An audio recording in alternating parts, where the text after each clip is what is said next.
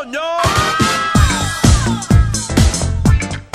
Hey everybody, it's Andy Kushner with The Wedding Biz, and this is another episode of The Next Level, in which my co-host and I talk about the most recent guest interview of the day and kind of suss out a few key topics and translate them into specific tactical strategies and ideas and tips to help you bring your business to the next level. And just for a moment, I want to mention that last week's guest, if you missed it, was Lynn Easton, which was actually part one, because I recently saw her again, and we're going to be releasing a very exciting and elucidating part two within just the next couple of months. So be sure to catch up last week and listen to Lynn's. It was a wonderful, wonderful conversation. So today's interview was with Amy Moeller, editor-in-chief of Washingtonian Weddings, the DMV regional go-to guide for everything couples need to plan for their special day, from vendor partners to etiquette to advice to inspiration. And I'm so excited to say that today's co-host of The Next Level is none other than Michelle Hodges of Michelle Hodges Events out of Washington, D.C. and the metropolitan area. And Michelle represents someone who plans beautiful, beautiful weddings and events and is having just a wonderful career, very happy in her market here. And there was a wonderful interview of Michelle that you should absolutely go check out on August 6th of last year, August 6th. So check out Michelle's interview. So Michelle, it's good to have you with me today. Thank you for having me. Yeah, this is going to be really fun.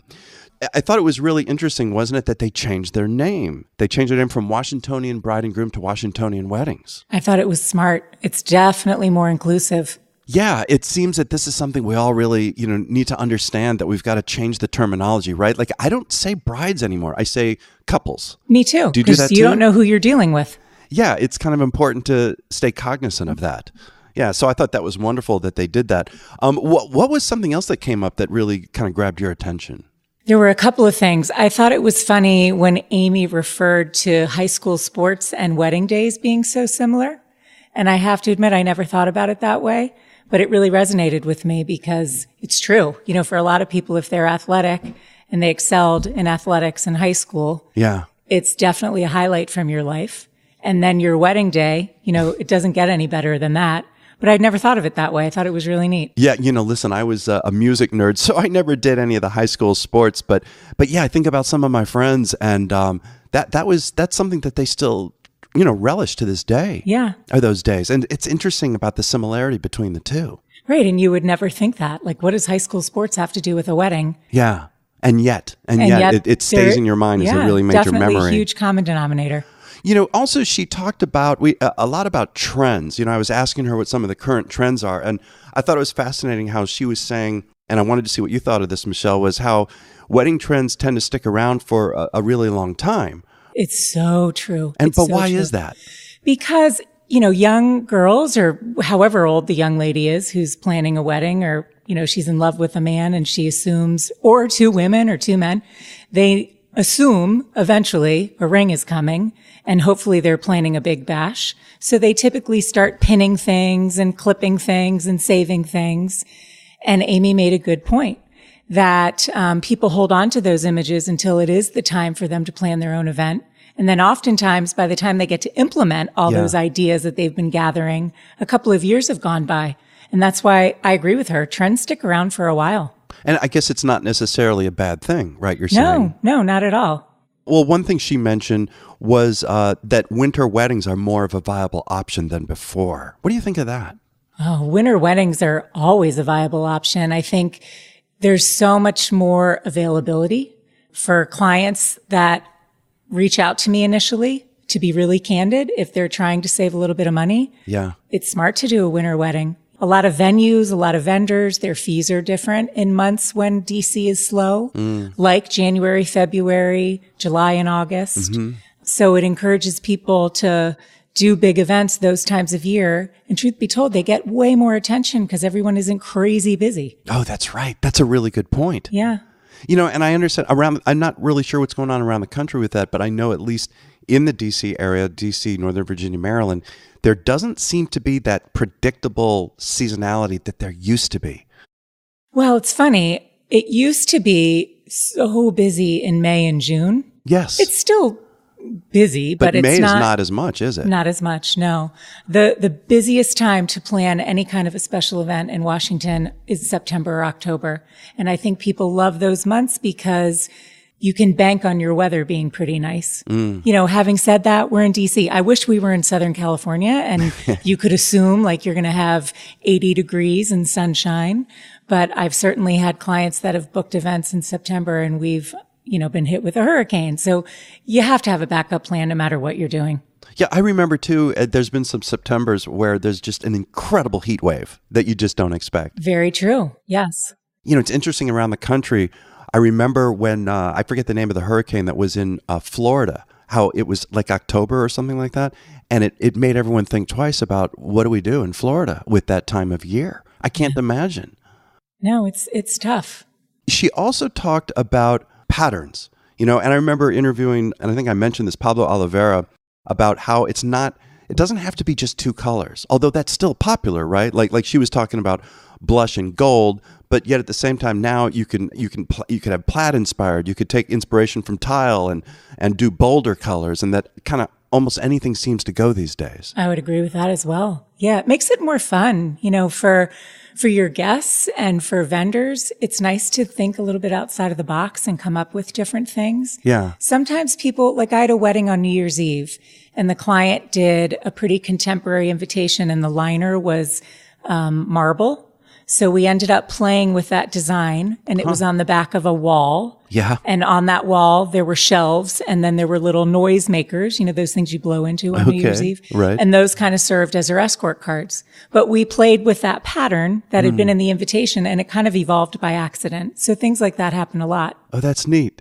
And it's like across the board, there's just less rules now. Oh yeah, there's definitely less rules.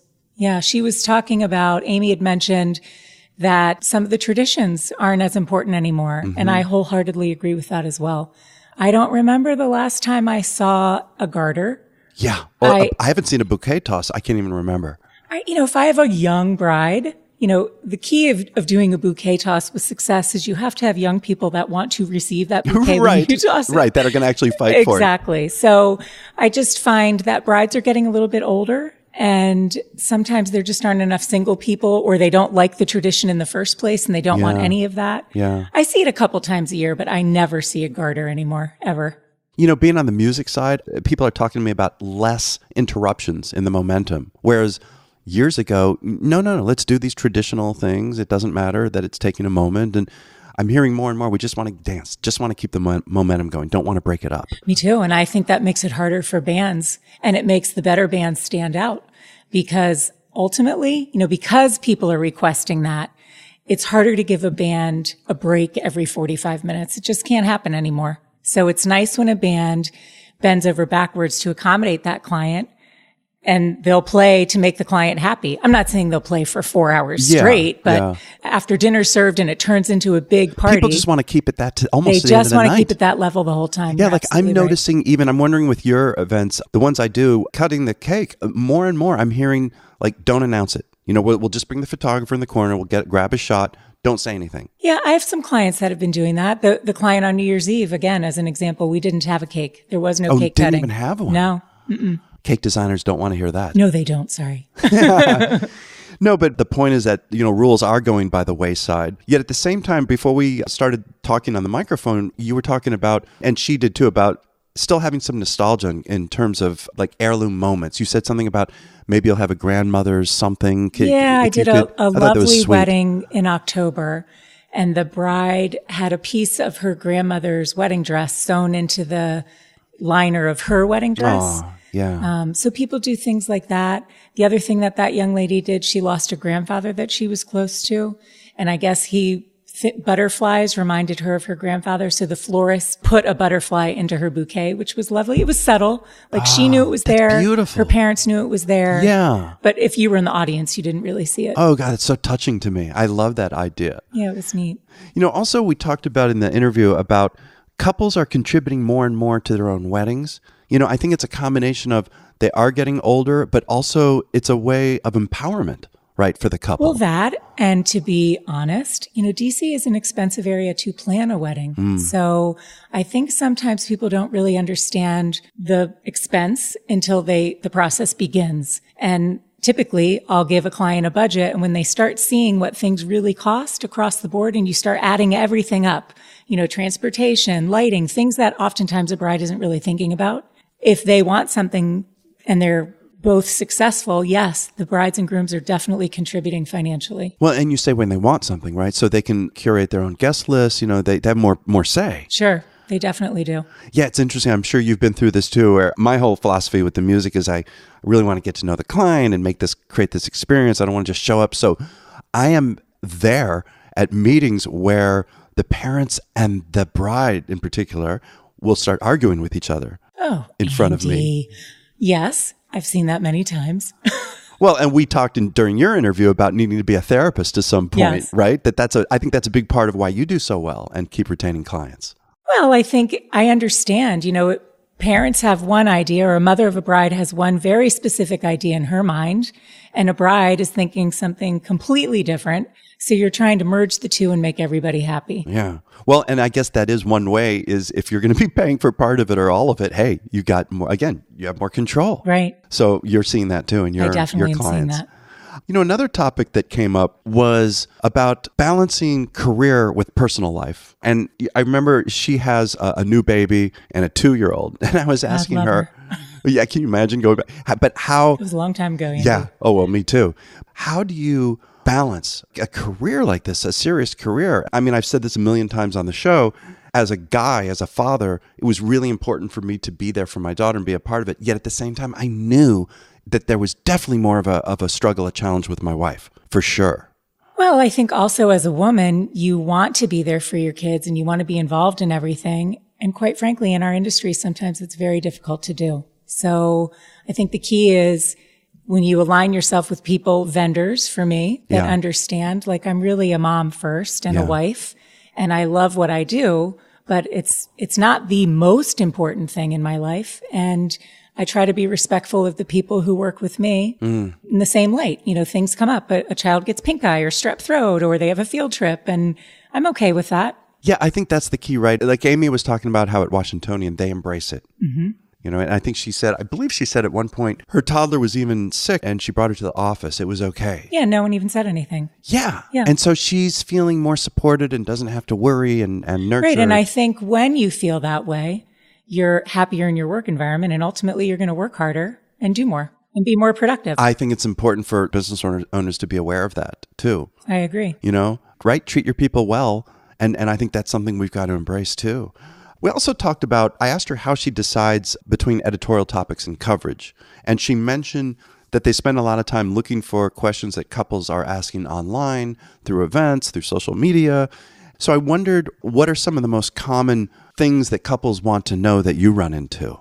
By far, most of my clients from the very beginning are most concerned about what things are going to cost.